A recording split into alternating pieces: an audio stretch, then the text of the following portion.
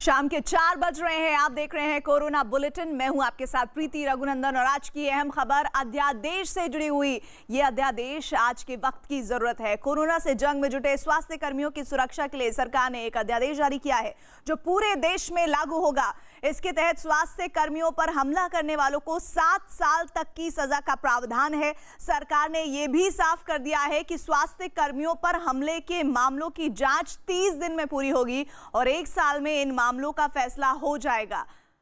डॉक्टरों की सुरक्षा के लिए अध्यादेश है। 50 लाख तक से 2 लाख तक का जुर्माना ये भी तय किया गया है। साथ ही गंभीर हमले पर कड़ी सजा का प्रावधान है और इस कड़ी सजा के मुताबिक अगर इस तरह के मामले सामने आते हैं तो 6 महीने से 7 साल की सजा होगी। लगातार देश भर से इस तरह की खबरें आ रही थी और गंभीर हमले पर 1 से 5 लाख तक का जुर्माना देना होगा।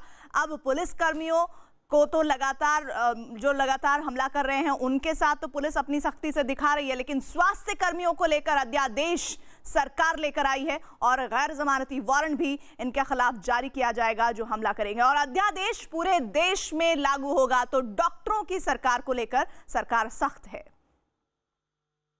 आरोग्य कर्मियों के खिलाफ कोई हिंसा या हैरेसमेंट अब बर्दाश्त नहीं होगी और इसलिए उनको पूरा संरक्षण देने वाला एक अध्यादेश आज लागू करने का फैसला हुआ है और राष्ट्रपति जी के हस्ताक्षर के बाद वो तत्काल प्रभाव से लागू होगा। एपिडेमिक डिसीजेस एक्ट 1897 बहुत पुराना कानून है। उस कानून के तहत 123 साल पहले वाला कानून है। उस कानून के तहत उसमें बदलाव करके यह अध्यादेश लागू करने का निर्णय आज मंत्रिमंडल ने किया है। अब यह होगा कि इस तरह का अपराध ये कॉग्निजेबल भी होगा और नॉन बेलेबल होगा। ये संज्ञान भी लिया जाएगा, संज्ञान योग्य भी होगा और जमानत न मिलने वाला होगा। 30 दिन में इसकी इन्वेस्टिगेशन पूरी होगी। सीनियर इंस्पेक्टर के लेवल पे ही इन्वेस्टिगेशन होगी और 1 साल में फैसला आएगा और सजा भी कड़ी सजा का प्रावधान किया है। 3 महीने से 5 साल सजा हो सकती है अगर इन पर हमले हुए या कोई नुकसान किया और 50,000 से 2 लाख रुपए तक का जुर्माना देना पड़ सकता है। 50,000 से 2 लाख रुपया केसेस के ग्रेविटी पर तय होता है और अगर बहुत गंभीर हमला है, गंभीर इंजरी हुई है तो 6 महीने से 7 साल तक सजा का प्रोविजन है। 6 मंथ टू 7 ईयर्स। और ऐसे केसेस में जो जुर्माना है वो 1 लाख से 5 लाख तक है। तो ये वक्त की नज़ाकत थी क्योंकि डॉक्टरों पर लगातार स्वास्थ्य कर्मियों पर इस तरह के हमले हो रहे थे जिसके जरिए उनके भीतर डर था, दहशत थी और ऐसे में अध्यादेश अभी वक्त की जरूरत बन चुका था। इधर उत्तर प्रदेश के बहराइच से खबर है जहां एक किसान की पिटाई के मामले में 2 सिपाहियों को लाइन हाजिर किया गया है। आरोप ये कि किसान जब अपने खेत में जा रहा था तो पुलिस वालों ने बिना बात के ही उसकी पिटाई कर दी। जब ये किसान बेहोश होकर गिर गया तो पुलिस वाले मौके से फरार हो गए। इसके बाद गाँव वालों की शिकायत पर पुलिस के आला अफसरों ने दोनों आरोपी सिपाहियों को लाइन हाजिर कर दिया। थाना पौडी में कंदोसा पुरवा है, वहाँ एक ग्रामीण के द्वारा यह शिकायत दी गई थी कि 2 आरक्षियों के द्वारा उसके साथ मारपीट की गई है। इस पर दोनों आरक्षियों को लाइन हाजिर कर दिया गया है और मामले की जांच की जा रही है।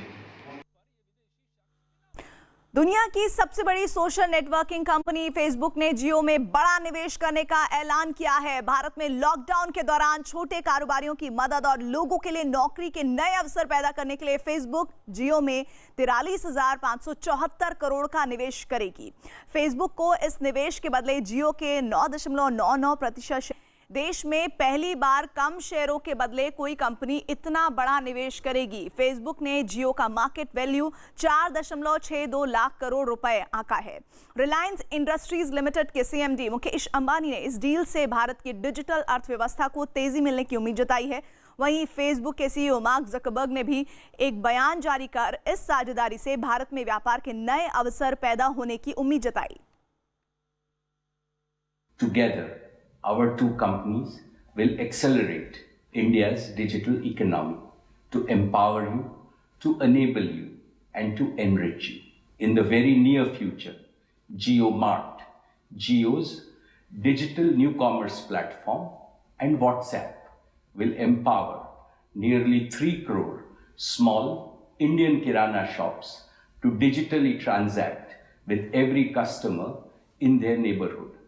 This means all of you can order and get faster delivery of day-to-day items from nearby local shops. At the same time, small Kiranas can grow their businesses and create new employment opportunities using digital technologies. Reliance जियो और Facebook के बीच हुए समझौते को Facebook के CEO mark Zuckerberg दोनों कंपनियों के लिए बड़ा फैसला बता रहे हैं। मार्क जकरबर्ग ने अपने बयान में कहा है कि इस वक्त दुनिया में बहुत कुछ चल रहा है, लेकिन मैं भारत में अपने काम पर एक अपडेट साझा करना चाहता हूं। फेसबुक और जियो प्लेटफॉर्म साथ मिलकर काम कर रहे हैं। हम एक आर्थिक निवेश कर रहे हैं और इससे भी बड़ी बात यह है कि हम कुछ बड़े प्रोजेक्ट पर साथ काम करने के लिए प्रतिबद्ध हैं, जिसमें भारत में लोगों के लिए व्यापार के अवसर खुलेंगे। भारत के एक बड़े डिजिटल परिवर्तन के दौर से गुजर रहा है और जियो जैसे प्लेटफॉर्म का करोड़ों भारतीयों और छोटे कारोबारों को ऑनलाइन करने में अहम योगदान रहा है।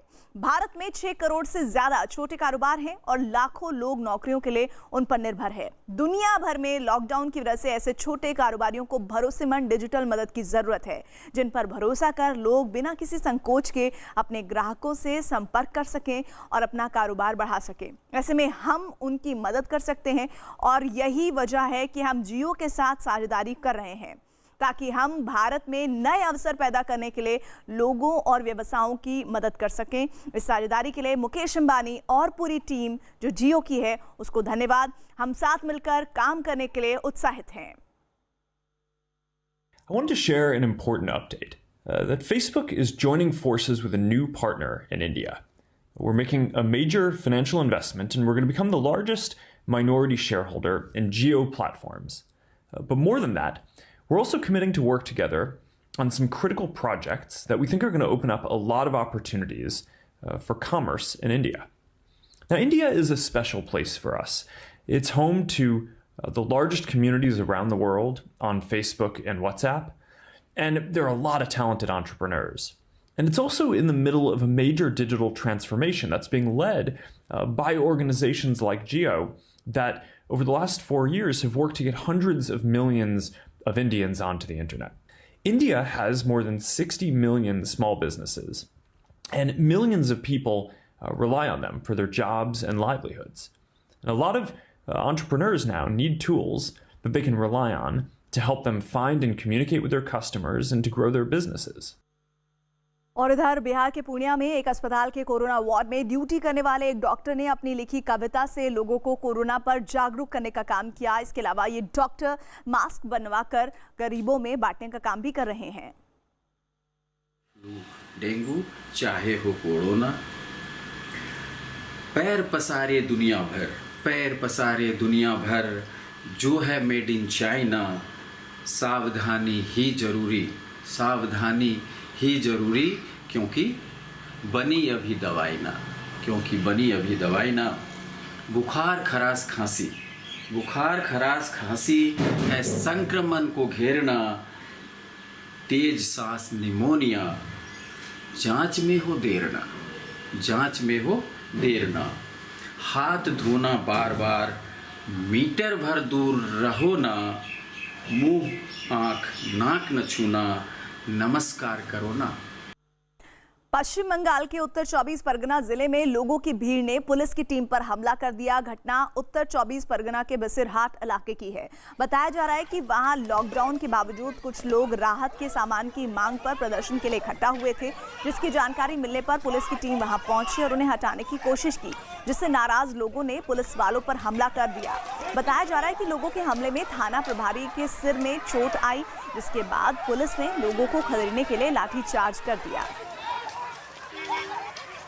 तो दो तस्वीरें, पुलिस की पिटाई, पुलिस ने लाठीचार्ज किया, लेकिन समस्या ये है कि लोगों को समझाया कैसे जाए। इस बीच कई बार मामला हाथ से निकल जाता है और यहाँ पर भी ऐसा ही कुछ हुआ। पश्चिम बंगाल के उत्तर 24 परगना जिले में लोगों की भीड़ ने पुलिस की टीम पर ही हमला किया। घटना उत्तर 24 परगना के बसीरहाट इलाके की है, जिसकी तस्वीर आप देख रहे हैं।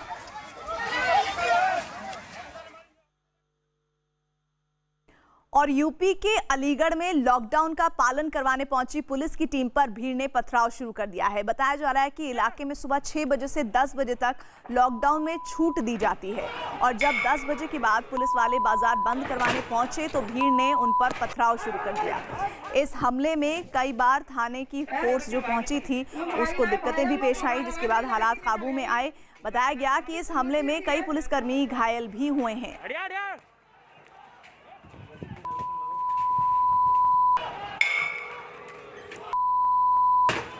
दुकानें बंद कराई जा रही थी, उसी बीच में सब्जी वाले आपस में लड़ रहे थे। जब सब्जी वाले आपस में लड़ रहे थे उसी बीच में हमारा सिपाही गया, जैसे सिपाही को भी आपस में जो पथराव उन लोग का हुआ तो उसे चोट लगी।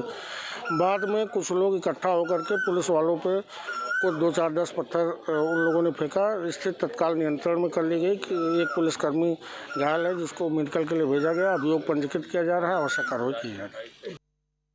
ये सब्जी मंडी का जो दुकान खुलने का जो 6 से 10 का समय है, उस दौरान जब बंद हो रहा था तो उसी बीच में 2 मुस्लिम जो सब्जी विक्रेता थे उनमें आपस में विवाद हुआ और उसको बचाव करने के लिए पुलिस का जो सिपाही गया तो उससे उनसे मारपीट हुई। उसके बाद लोगों ने पुलिस के ऊपर पथराव किया।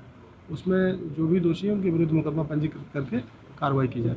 दोनों एक ही कम्युनिटी के? हाँ, दोनों लोग डिटेन लिए गए पुलिस? अभी नहीं, पुलिस ने हिरासत में लिया, पर FIR लिखी जा रही है। उसके बाद पुलिस कार्रवाई बिल्कुल नियंत्रण। यूपी की औरई से खबर है, जहां लॉकडाउन के दौरान पुलिस ने फ्लैग मार्च किया और इस दौरान लगातार जो तस्वीरें सामने आई वो बताती हैं कि किस तरह से पुलिस के इस फ्लैग मार्च के दौरान कोरोना वायरस के बढ़ते खतरे को देखते हुए प्रशासन किसी भी तरह की लापरवाही बरतने के मूड में नहीं है। पुलिस हॉटस्पॉट पर नजर रखने के साथ ही पूरे जिले में लॉकडाउन का सख्ती से पालन करवा रही है।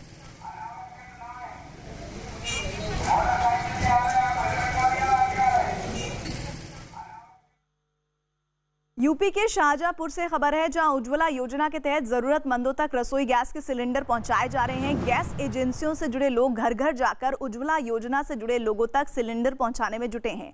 केंद्र सरकार ने लॉकडाउन के दौरान 3 सिलेंडर फ्री देने का ऐलान किया है और पिछले 25 दिन में अकेले शाहजहांपुर में ही 2,84,299 गरीब परिवारों को मुफ्त गैस सिलेंडर दिए जा चुके हैं। करीब 1,07,000 परिवारों ने तो अब तक 2 बार उज्ज्वला के तहत 2 बार जो रसोई गैस है वो ले भी चुके हैं।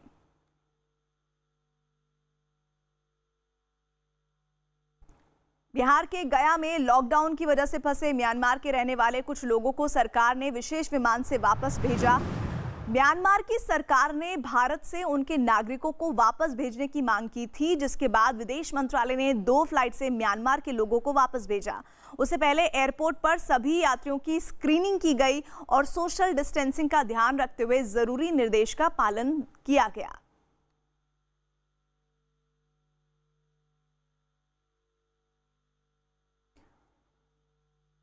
कोरोना पर यूपी के मेरठ से बड़ी खबर आ रही है। मेरठ में बीजेपी के जिला अध्यक्ष के ड्राइवर को कोरोना पॉजिटिव होने की जानकारी मिल रही है। ये इस वक्त की बड़ी खबर।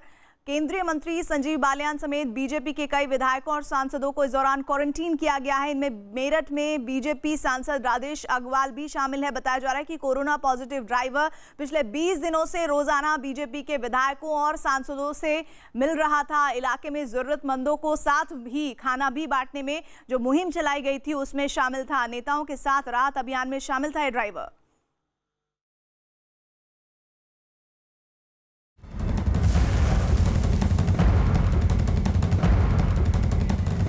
और एक बड़ी खबर इस वक्त आ रही है जम्मू कश्मीर से, जहां आतंकियों की तरह ही पाकिस्तान अब कोरोना के जरिए आतंक फैलाना चाहता है। ये बात खुद जम्मू कश्मीर के डीजीपी ने कही है कि लगातार पाकिस्तान की ओर से घुसपैठ कराने की कोशिश है और सीमा पार बड़ी तादाद में कोरोना संक्रमित लोग हो सकते हैं जिनकी घुसपैठ कराने की कोशिश है, ताकि जम्मू कश्मीर में खासतौर पर ये आंकड़ा बढ़ाया जाए और लोगों को संक्रमित किया जाए। है इस तरह की कुछ चीज़ें सामने आई हैं और ये बड़ी तशवीश की बात है कि जो अभी तक तो सिर्फ टेररिस्ट एक्सपोर्ट करता था पाकिस्तान, अभी वो कोरोना के मरीज भी एक्सपोर्ट करेगा और जहाँ पर जो कश्मीर में हमारे लोग हैं उनको इन्फेक्शन फैलाएगा। ये एक बात है जिसके ऊपर हर तरह का एहतियात करने की, एहतियात बरतने की ज़रूरत है और ये तशवीश की बात है। झारखंड के गढ़वा में सड़क पर सिक्के मिलने से सनसनी फैल गई। गांव के लोगों को लगा कि इन सिक्कों को छूने से कोरोना हो सकता है। पंचायत के मुखिया ने तुरंत सिक्कों के बारे में पुलिस को खबर दी और मौके पर पहुंचे अधिकारियों की देखरेख में सावधानी से सिक्कों को जब्त कर लिया गया और पता लगाने की कोशिश की जा रही है कि ये सिक्के यहां आए कैसे। लॉकडाउन के दौरान लोगों को जागरूक करने के लिए पुलिस ने अनोखा तरीका अपनाया। यहां पुलिस अपने साथ यमराज की ड्रेस में एक आदमी को लेकर निकली जो लॉकडाउन के दौरान सड़क पर घूम रहे लोगों को कोरोना वायरस के खतरे के बारे में समझा रहा है। पुलिस लगातार लोगों से घर पर रहने की अपील कर रही है, लेकिन फिर भी कई लोग बगैर किसी काम के बाहर घूमते नजर आ रहे हैं। मास्क पहन लो, तुरंत मुकदमा लिखाऊंगा भी, अंदर जाओगे। सरकार का यह आदेश है कि जहां है वहीं रहिए, जाइए। बहुत ही जरूरी काम हो तो ही घर से निकले, अन्यथा नहीं निकले। अगर मेरे साथ चलने का यमलोक मन हो तो ही निकले, अन्यथा मत निकले। बिहार के औरंगाबाद में कई इलाकों में सोशल डिस्टेंसिंग का पालन नहीं किया जा रहा। जिले के आसपास मौजूद ग्रामीण इलाकों में बने बाजारों में भीड़ जुट रही है। लोग ना ही मास्क पहने नजर आ रहे हैं और ना ही सोशल डिस्टेंसिंग का ध्यान रख रहे हैं। इस बीच पुलिस भी बाजार में मौजूद नहीं दिखी, जिसकी वजह से लोग बेपरवाह होकर खरीदारी करते नजर आए।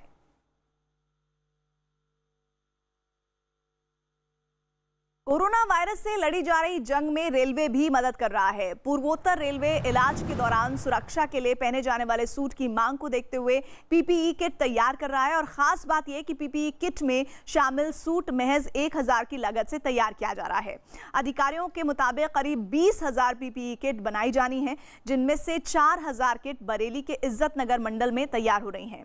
इन पीपीई किट को सरकारी अस्पताल और पैरामेडिकल स्टाफ को दिया जाएगा।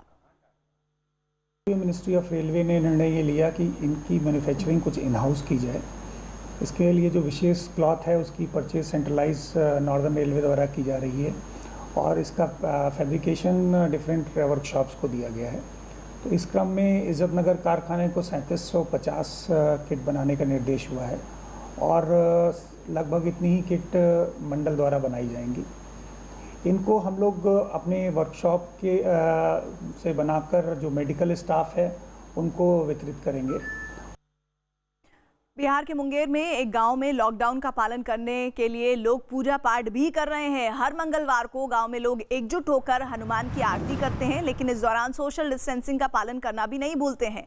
लोग एक दूसरे से दूरी बनाकर खड़े होते हैं और हनुमान की आरती करते हैं।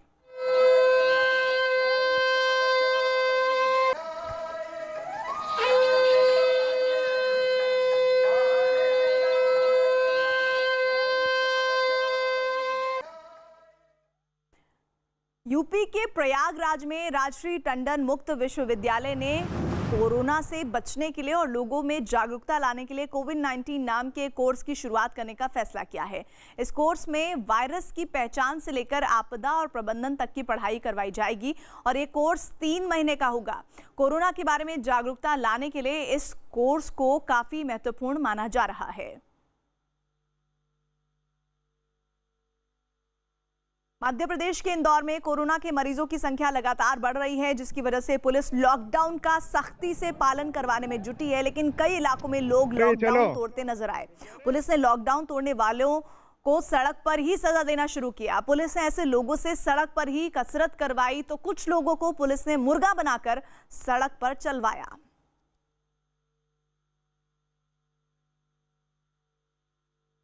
उत्तर प्रदेश के प्रयागराज में आरएसएस से जुड़ा संगठन सेवा भारती जरूरतमंदों तक कच्चे राशन और तैयार खाने के पैकेट पहुंचा रहा है। प्रयागराज में बड़ी तादाद में दूसरे शहरों से पढ़ने वाले बच्चे रहते हैं। इन छात्रों के अलावा दूसरे जरूरतमंदों तक भी राशन पहुंचाया जा रहा है। इस राशन किट में 5 किलो चावल, 3 किलो आटा, 1 किलो दाल, 1 किलो गुड़, आधा किलो नमक, सब्जी, मसाला, हल्दी और तेल शामिल है। सेवा भारती प्रयागराज में अब तक 38,000 से ज्यादा परिवारों तक राशन का ये सामान पहुंचा है। सेवा भारती ने प्रयागराज के एक कॉलेज में राशन वितरण के लिए सेंटर बनाया है और जिले में हर जरूरतमंद तक राशन पहुंचाने का भरोसा दिया जा रहा है। हमारे महानगर को 29 नगरों में हम लोगों ने बांटा है। जमुना पार, गंगा पार, कौशाम्बी जितने ब्लॉक हैं, ब्लॉक वाइज रचना है। वहाँ जिनका APL, BPL, MNREGA, Antyodaya card नहीं है, जिनको विधवा, वृद्धा, विकलांग पेंशन नहीं मिलता, ऐसे परिवार जिनके घर चूल्हों में समस्या है, उनका सूचीबद्ध करके अपने स्वयंसेवकों के माध्यम से कच्चा राशन उनको उपलब्ध कराते हैं। झारखंड के गुमला में लोगों पर नजर रखने के लिए ड्रोन की मदद ली जा रही है। लॉकडाउन के दौरान लोग घर से बाहर निकलने से बाज नहीं आ रहे हैं। ऐसे ही लोगों से सख्ती से निपटने के लिए पुलिस ड्रोन से उनकी पहचान कर रही है और उन पर मामला दर्ज कर रही है। तो ड्रोन चप्पे चप्पे पर निगाह रख रहा है और उन लोगों को सबक सिखाने की कोशिश कर रहा है कि आप ऐसे वक्त में घर से बाहर नहीं निकले, नहीं तो आप पर कार्रवाई हो सकती है। बिहार के सासाराम में एक महिला के कोरोना पॉजिटिव होने पर उसके घर के आसपास के इलाके को सील कर दिया गया। साथ ही पुलिस ने पूरे इलाके में गश्त लगाकर लोगों से घर पर ही रहने की अपील की। पुलिस के मुताबिक पूरे इलाके में सभी तरह की दुकानों को बंद किया गया है और गली में किसी के भी आने जाने पर रोक लगा दी गई है। पॉजिटिव निकला है, कोरोना पॉजिटिव में, उसको देखते हुए पूरा 1 किलोमीटर के एरिया को सील किया गया है और किसी व्यक्ति को आने जाने पर पाबंदी लगाई गई है। जिसको जो आवश्यक सामान की आवश्यकता है प्रशासन द्वारा, पुलिस द्वारा खुद उसके घर तक पहुँचवाया जा रहा है। दिल्ली के एक इलाके में लॉकडाउन की वजह से गरीबों और जरूरतमंदों की परेशानियां बढ़ गई हैं, जिनकी वजह से लगातार बीजेपी के कुछ लोग आगे आए हैं जो लोगों के लिए रसोई की शुरुआत कर रहे हैं, जिसका नाम है मोदी सेवा रसोई। इसकी शुरुआत करने वालों के मुताबिक ये रसोई पीएम मोदी से प्रेरणा लेकर शुरू की गई है, जिसमें रोजाना करीब 2000 लोगों को खाने के पैकेट बांटे जा रहे हैं। वहीं इस रसोई से खाने के पैकेट इलाके के पुलिस स्टेशन और अस्पताल और कोरोना से जंग में जुटे लोगों तक पहुंचाए जा रहे हैं। उत्तराखंड के चंपावत जिले में प्रशासन ने मजदूरों की रोजी रोटी के बारे में सोचना शुरू कर दिया है। लॉकडाउन के दौरान सख्ती की वजह से चंपावत में कोरोना पर लगभग पूरी तरह से काबू पा लिया गया है और सरकार ने चंपावत को ग्रीन जोन घोषित किया है। चंपावत में दूसरे शहरों के साथ नेपाल के भी कई लोग मजदूरी का काम करते हैं। जनपद के अंतर्गत या जनपद के बाहर राज्य के अंतर्गत यदि वह किसी प्रकार का कार्य करना चाहते हैं तो हम उनको रोजगार उपलब्ध कराएंगे, चाहे वो भारतीय हों या नेपाल के हों या अन्य कोई भी माइग्रेंट लेबर जो यहाँ पर फंसे हुए हैं, उनको हम स्वरोजगार।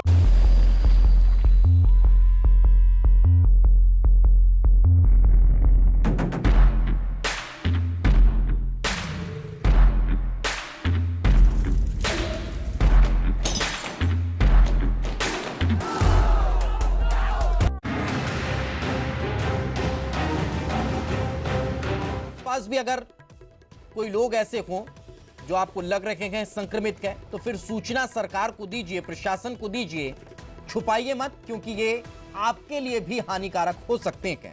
स्वयं के लिए, स्वयं के परिवार के लिए तो ये है ही, आपके लिए भी ये फिर मुसीबत का सबब बन सकते हैं।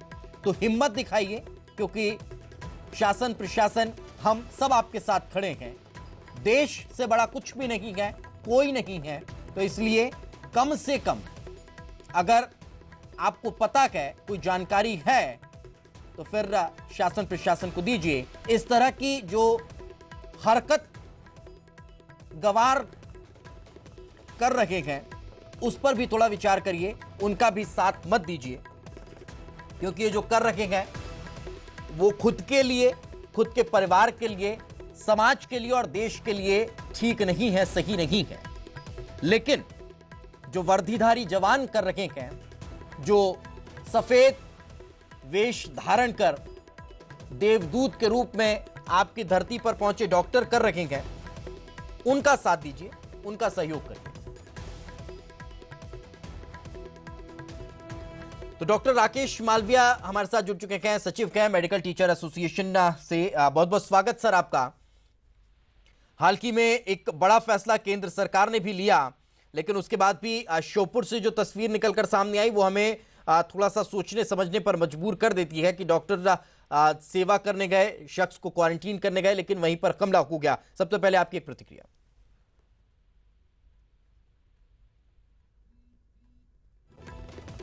सर, क्या आप मेरी आवाज सुन पा रहे हैं?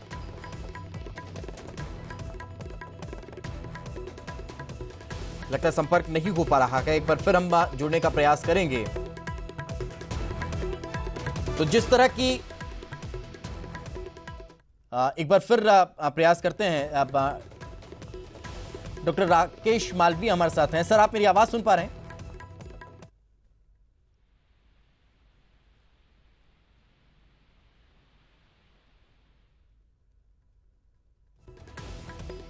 कुछ तकनीकी दिक्कतें हैं, थोड़ी सी परेशानियां हैं, वो जल्द दूर होंगी और हम कोशिश करेंगे कि डॉक्टर साहब से बात करें, उनकी बातों को आप तक पहुंचाएं और किस तरह से टीमें काम कर रही हैं इस वैश्विक महामारी के संकट से। एक तरफ जूझ रहे हैं, दूसरी तरफ देश में इस तरह के संकट भी खड़े हुए हैं कि जहां सेवा भाव में लगे हैं वहां मेवा तो नहीं मिल पा रहा, लेकिन इस तरह से पीटा भी जा रहा है।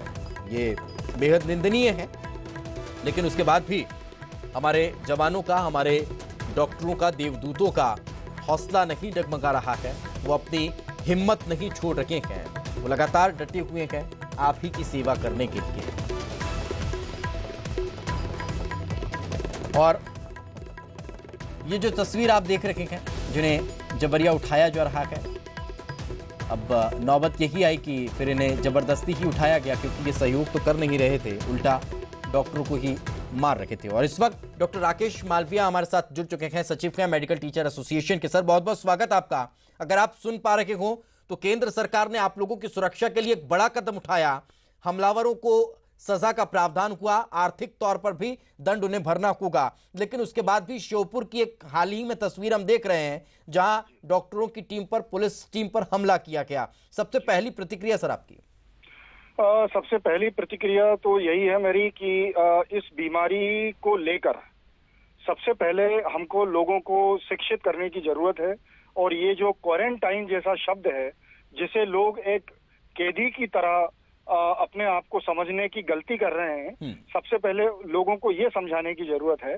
और मुझे लगता है, चूंकि मैं खुद एक सैंपलिंग टीम का हिस्सा हूँ और जगह जगह पर जाता हूँ, तो मुझे लगता है कि हमको यहाँ अब इस इलाज के साथ साथ लोगों को एक एजुकेशन चलाने की जरूरत है। लोगों को ये समझाने की जरूरत है कि इस क्वारंटाइन से ना सिर्फ आप खुद बचेंगे, बल्कि साथ साथ आप अपने परिवार को, अपने आसपास के लोगों को भी इस बहुत ही बड़ी बीमारी से उनको बचाएंगे। जी बिल्कुल। और सर, नमन है आपकी इस देश सेवा को, आप लोगों के इस जज्बे को, जो इन विषम परिस्थितियों में, कोरोना तो है ही हमारे लिए एक वैश्विक महामारी, लेकिन उसके बाद भी जो अपने हैं जो नहीं समझ पा रहे हैं और इस तरह से व्यवहार आप लोगों के साथ कर देते हैं, उसके लिए भी आपके जज्बे को सलाम कहें। सर, सवाल ये कि चुनौतियां किस तरह की पेश आती है जब आप पहुंचते हैं किसी शख्स को लेने के लिए कि भाई साहब आप संक्रमित हो सकते हैं, तो कम से कम 14 दिन के लिए आइसोलेट हो जाइए, क्वारंटीन सेंटर में चल दीजिए, कैसी चुनौतियां रहती हैं सर? देखिए सर, हमारे सामने सबसे पहली चुनौती तो ये होती है कि जैसे ही हम किसी व्यक्ति के घर पर जाकर खड़े होते हैं, तो उसके घर के आसपास के लोग ही उस संक्रमित व्यक्ति को एक अपराधी की तरह देखने लगते हैं। सबसे पहले तो हमको इस मानसिकता को बदलने की जरूरत है। और यही एक कारण है कि जो संक्रमित व्यक्ति है या जो संदिग्ध व्यक्ति है, वो सामने आने से डरता है। तो एक तो हमको ये ठीक करने की, जहां तक हम लोगों को जो हमारे सामने जो परेशानियां खड़ी होती हैं, वो ये परेशानियां हमारे सामने आती हैं कि लोग अपनी आइडेंटिटी को छुपाने की कोशिश करते हैं, सैंपल देने से इनकार करते हैं। कई बार हम उन्हें बहुत समझाने की कोशिश करते हैं, लेकिन हमारे समझाने के बावजूद हमारी बातों को वो नहीं मानते हैं और कई बार तो स्थिति इतनी बिगड़ जाती है कि हम जो उनकी जान बचाने के लिए, उनके घर वालों की जान बचाने के लिए, इस बीमारी के संक्रमण को रोकने के लिए हम अपना सब कुछ। तो मध्य प्रदेश के श्योपुर के गसवानी गांव में एक पूरी जो टीम थी वो युवक को क्वारंटीन करने गई थी, जिसमें पुलिस और डॉक्टर शामिल थे। दोनों पर हमला हुआ है। पुलिस में एएसआई को गंभीर चोटें आई हैं, लेकिन बावजूद उसके वो शख्स वहां टीम जो पहुंची है उसके साथ जाने को तैयार नहीं। और इसी बीच वो तस्वीर सामने आई जो उस वक्त आप देख रहे थे। उधर लखनऊ से खबर है, जहां पुलिस ने जब एक कार रोककर कार चलाने वाली लड़की से पास मांगा तो लड़की ने पुलिस से बदसलूकी की। कार चलाने वाली लड़की ने पास मांगने पर कुछ दस्तावेज निकालकर फेंक दिए और फिर कार से निकलकर रोने लगी। पुलिस लड़कियों को अपने साथ ले गई। पूरे मामले की जांच की जा रही है कि उन्हें अस्पताल भी भेजा गया है। पुलिस के साथ सहयोग करना इस वक्त नागरिक की जिम्मेदारी है, लेकिन देखिए किस तरह से ये लड़कियां लगातार बहस करती हुई और उसके बाद जब पुलिस ने उनकी एक ना सुनी तो वो रोने लगी।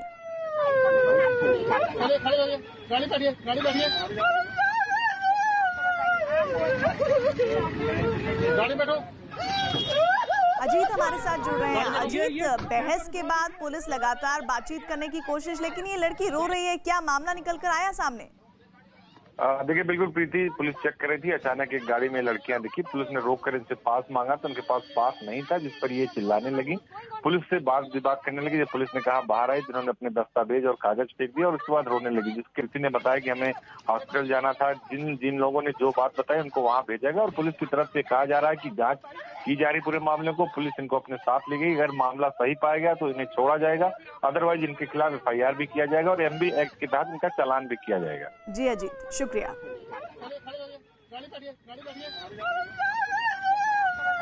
तो लखनऊ की तस्वीरें, जहां ये लड़कियां गाड़ी में सवार होकर निकली। पुलिस बैरिकेड किया हुआ था। पुलिस ने जब इनसे पूछताछ की तो उन्होंने कुछ कागज निकाल के बाहर फेंक दिए। पुलिस ने फिर भी पूछताछ को जारी रखा तो लड़की बाहर निकलकर पुलिस से लगातार अपनी आवाज को बुलंद किए हुए थी और फिर अचानक से रोने लगी।